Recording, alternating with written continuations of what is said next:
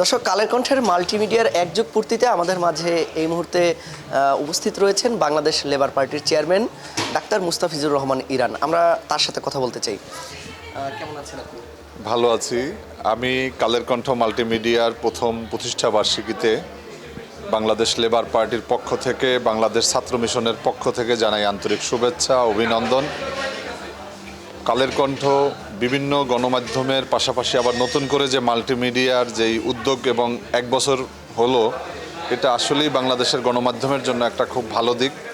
এবং সর্বশেষ সংবাদ জানানোর যেই প্রতিযোগিতা চলছে গণমাধ্যমগুলোর মধ্যে, এর মধ্যে এগিয়ে রয়েছে কালের কণ্ঠ মাল্টিমিডিয়া। আমরা প্রত্যাশা করি যে মানুষের যেই দুঃখ দুর্দশা এবং আমাদের দেশের সমস্যা সম্ভাবনা, বিশেষ করে জুলাই বিপ্লবের যেই মুহূর্তে যেই ভূমিকা আপনারা রেখেছেন, আপনাদের এই জুলাই বিপ্লবের সময়ে আপনাদের এই মাল্টিমিডিয়া যথেষ্ট ভূমিকা রেখেছে আমরা জেনেছি এবং আমরা দেখেছিও যে আপনারা খুব গুরুত্বপূর্ণ বিষয় এবং বড় বড় যে স্পটগুলোতে জীবনের ঝুঁকি নিয়ে আপনারা সেখানে এগিয়ে গিয়েছেন এবং জনগণের সামনে সত্য সংবাদটি উপস্থাপনের জন্য আপনারা চেষ্টা করেছেন। আমরা দীর্ঘ এক বছর হলো যে আমরা জুলাই মাসটি আবার পেয়েছি। এই জুলাই মাস আমাদের বিপ্লবের মাস, আমাদের জেগে ওঠার মাস।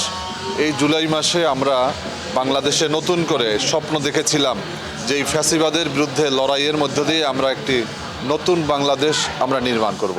টানা সপ্তমবারের মতো বেস্ট টিস্যু পেপার ব্র্যান্ড হিসেবে স্বীকৃতি পেয়েছে বসুন্ধরা টিস্যু।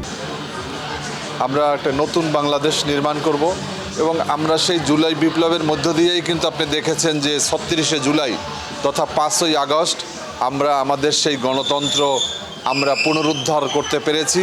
ফ্যাসিবাদী খুনি হাসিনা তিনি বাংলাদেশ ছেড়ে পালিয়ে যেতে বাধ্য হয়েছেন।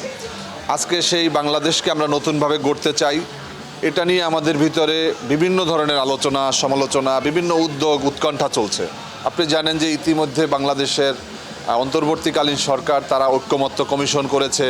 বাংলাদেশ লেবার পার্টি সহ প্রায় ৩০টির মতো রাজনৈতিক দল এই কমিশনের সাথে আমরা কাজ করে যাচ্ছি। আমরা আমাদের মতামত এবং কমিশনের মতামতকে সামনে রেখে আমরা চেষ্টা করছি যে একটা নতুন বাংলাদেশ গড়ার জন্য যেন দেশের মানুষ যেই ১৭ বছর ভোটের অধিকারের জন্য যে লড়াইটা করছে, সেই লড়াইটা যেন আমরা জাতিকে তার ভোটটি দেওয়ার ব্যবস্থা আমরা করতে পারি। আজকে এই দিনে আমি স্মরণ করছি বাংলাদেশ লেবার পার্টির মহানগর নেতা আউয়াল মিয়া এবং বাংলাদেশ ছাত্র মিশনের সক্রিয় সদস্য নাঈম হাওলাদারকে।